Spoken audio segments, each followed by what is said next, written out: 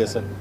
নারায়ণগঞ্জ আঞ্চলিক passport office ভাঙচুর এবং অগ্নিসংযোগ, সেখানে যা ছিল সব শেষ করে দিয়েছে। সেখানে ডেটার থেকে আরম্ভ করে যা কিছু ছিল লুটপাট করে নিয়ে গিয়েছে।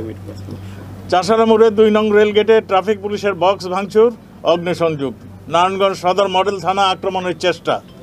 মদনপুর মোড়ে হামলা করে কর্তব্যরত 6 জন পুলিশ সদস্যকে গুরুতর জখম করা হয়। পুলিশের লেগুনা গাড়িতে অগ্নিসংযোগ করা হয়।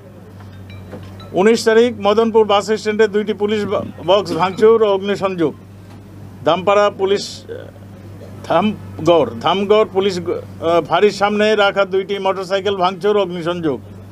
ভুইখরস্ত শিল্প পুলিশের লাইন্সে 62 বিজিবির ব্যাটালিয়নের উপর হামলা। যুব উন্নয়ন অফিস সিটি কর্পোরেশন হামলা করে ভাঙচুর, অগ্নিসংযোগ।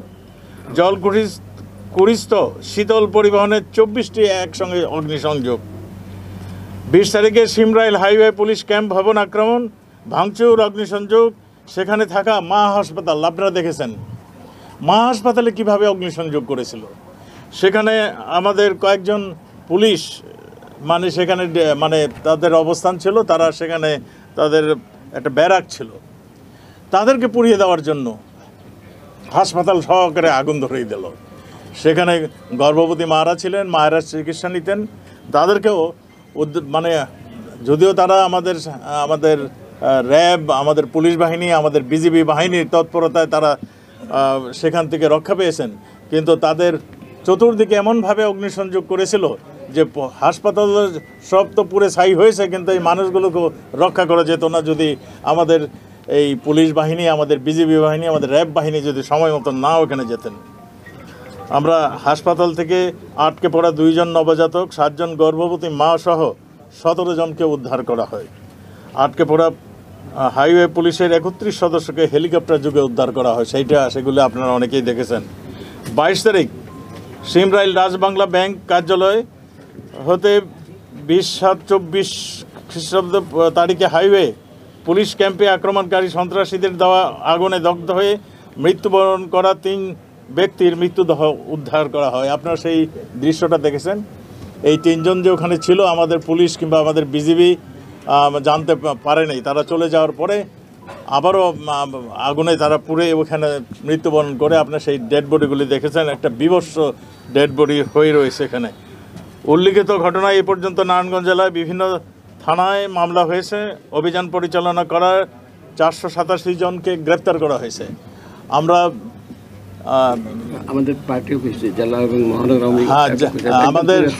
আমাদের নারায়ণগঞ্জ জেলা এবং মহানগর আওয়ামী লীগ অফিস এবং আওয়ামী লীগের যত ছিল সবগুলি পুলিশ বক্স সব কিছু পুড়ে এদের আক্রোশই ছিল পুলিশ এবং আওয়ামী লীগ, যারা স্বাধীনতার জন্য যুদ্ধ করেছে। যেই পুলিশ 25শে মার্চ যখন ঘুরে দাঁড়িয়েছিল বঙ্গবন্ধুর ডাকে, সেই পুলিশের উপরে তাদের আক্রমণ।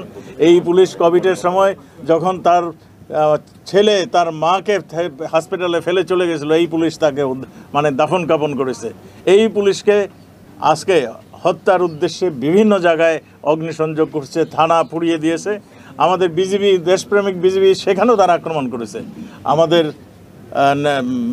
র্যাব, পুলিশ, বিজিবি একত্র হয়ে যখন পারছিল না, তখন মাননীয় প্রধানমন্ত্রীর নির্দেশনায় আমরা বাধ্য হয়ে সেনাবাহিনীকে আমরা এই পিসফুল অ্যাটমসফিয়ার তৈরি করার জন্য তাদের সহযোগিতা চেয়েছি। সেনাবাহিনী এখন দেখছেন কাজ করছে। আমরা মনে করি খুব শীঘ্রই আমরা এই অবস্থা থেকে পরিত্রাণ পাবো। এইগুলি আমি আগেই বলেছি, এগুলি ছাত্রদের আন্দোলনের ফাঁকে ছাত্রদেরকে মিসগাইড করে যে ঘটনাগুলি ঘটিয়েছে, যেই হত্যাকাণ্ডগুলি ঘটিয়েছে, যারা মৃত্যুবরণ করেছেন, এদেরও অনেকেই আমরা দেখেছি। এরা সাধারণ মানুষ।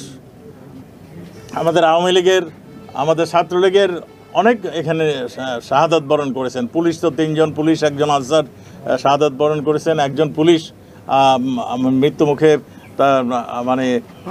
পাঞ্জা লড়ছেন। আপনারা এই বিভৎস দৃশ্যটা দেখেছেন।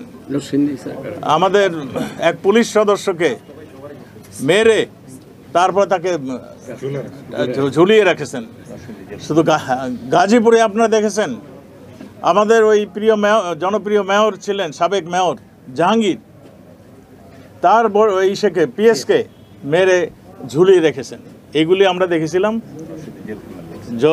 নরসন্দী জেলখানা আপনি দেখেছেন, লুট করে ভেঙে চড়ে আমাদের ওই জঙ্গিদেরকে সেখান থেকে বের করে নিয়েছে। কয়েদি তো সব গেছেই, জঙ্গিদের বের করে নিয়েছে, অস্ত্রপাতি নিয়েছে। অস্ত্র নেওয়ার উদ্দেশ্য এবং জঙ্গি নেওয়ার উদ্দেশ্য আপনারা নিজেরাই বুঝতে পারেন। জঙ্গি মানে উত্থান যারা ঘটাতে চেয়েছিল তারাও এই আন্দোলনে সক্রিয় হয়েছে। অস্ত্রগুলি তারা ব্যবহার করছে আমাদের পুলিশের এগেনস্টে এবং বিভিন্ন জায়গায়। যত এইখান থেকেও আমাদের 2টি অস্ত্র এখনও খোয়া গেছে, এগুলি সবগুলি এখন ইউজ করছে আমাদের পুলিশের, আমাদের বিজিবির উপর।